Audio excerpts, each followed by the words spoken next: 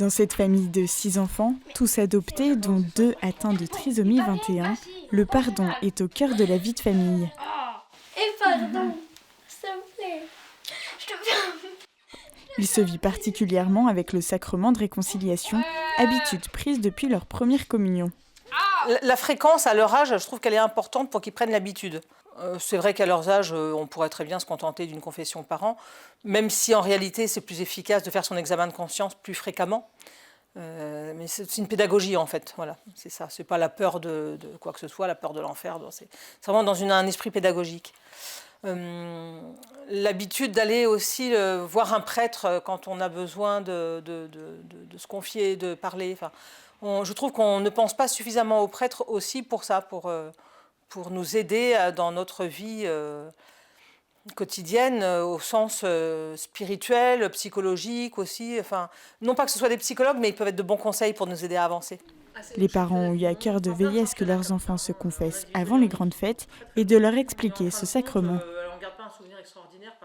Il m'expliquait avec un peu métaphoriquement, parce qu'il me disait que les péchés, c'était... Nous, on est une robe blanche, que les péchés, c'était des points noirs, et à chaque fois qu'on faisait un péché, il y avait plein de points noirs, et que, en fait, lorsqu'on allait à la confession, et bah hop, le drap redevenait tout blanc, et ça permet de bien repartir avec un drap tout neuf. Se poser beaucoup de questions, et puis douter aussi de la personne qu'on a en face de nous, parce que ça reste quand même un humain. On peut se demander aussi, est-ce qu'il va répéter, est-ce qu'il va pas nous juger? Et en fait, avoir un regard d'une personne qui l'a déjà expérimenté, ça, c'était beaucoup plus simple, et j'étais un peu plus rassuré quand même. C'est parce qu'ils m'ont appris qu'il fallait se confesser, que c'était pas bien de faire des erreurs. Puis après, t'es content, t'es heureux de plus avoir de péché, je sais pas. T'es content d'avoir fait le pardon, d'être réconcilié avec Dieu. Et qui m'emmène en fait, parce que sinon j'y pense pas tellement. Mais en fait j'y vais toute seule parce que au collège ils font comme on est un collège privé chrétien, ils font des temps au moins une fois par mois où je vais aussi toute seule. Un sacrement essentiel pour nourrir sa relation avec le Christ et qui prolonge le pardon qui se vit en famille. Pour apprendre à se confesser, je crois qu'il faut aussi apprendre à se demander pardon déjà, à montrer aux enfants que les parents sont capables aussi de se demander pardon l'un à l'autre et de se pardonner, et que ça leur apporte de la joie et plus d'amour. Et que ça, on le vit aussi avec le Seigneur, comme si le Seigneur finalement est un être faisant partie de la famille, parce qu'il fait partie de la famille. Tout ça nous met dans une dynamique où tout le monde va aller se confesser. Il revêt une dimension particulière dans le temps de préparation à Pâques. Adèle, tu veux nous dire pour qui tu vas prier ? Oui. Finalement, la confession, comme disait Louis, on redémarre à zéro. C'est une chance extraordinaire quand même.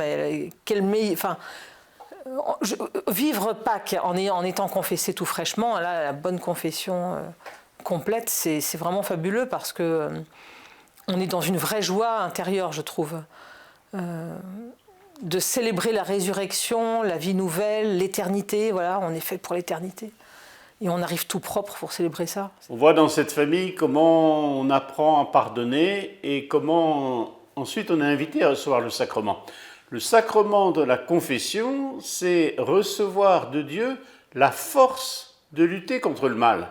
Non seulement dans la confession, le Seigneur nous réintègre dans son amour, mais ce qu'on appelle la grâce du sacrement, c'est qu'il nous donne la force pour vivre à nouveau, la force pour changer notre cœur, la force pour tenir, car le grand danger, nous le savons bien, c'est que nous recommençons. Le grand danger, c'est notre faiblesse. Et sans l'aide du sacrement, eh bien, on ne peut pas avancer. Alors c'est vrai qu'en famille, on apprend, mais ce qui est beaucoup plus important, c'est ce sacrement, puisque ça nous redonne la force. Et le sacrement, il n'est pas fait que pour les enfants, il est fait pour tout le monde, pour tout pécheur. Et c'est normal de temps en temps se dire, ben voilà, il faut que j'aille me confesser. Et souvent on entend dire, mais je ne sais pas quoi dire, je suis pécheur, mais je ne sais pas quoi dire. La confession est aussi le lieu où, on aiguise sa conscience. On apprend à aller en profondeur et en vérité, car on sait que l'on n'est pas jugé. On sait que l'on est reçu, comme l'enfant prodigue, comme le Père plein d'amour et de miséricorde. La confession, d'une certaine manière, ça doit donner de la joie aux chrétiens.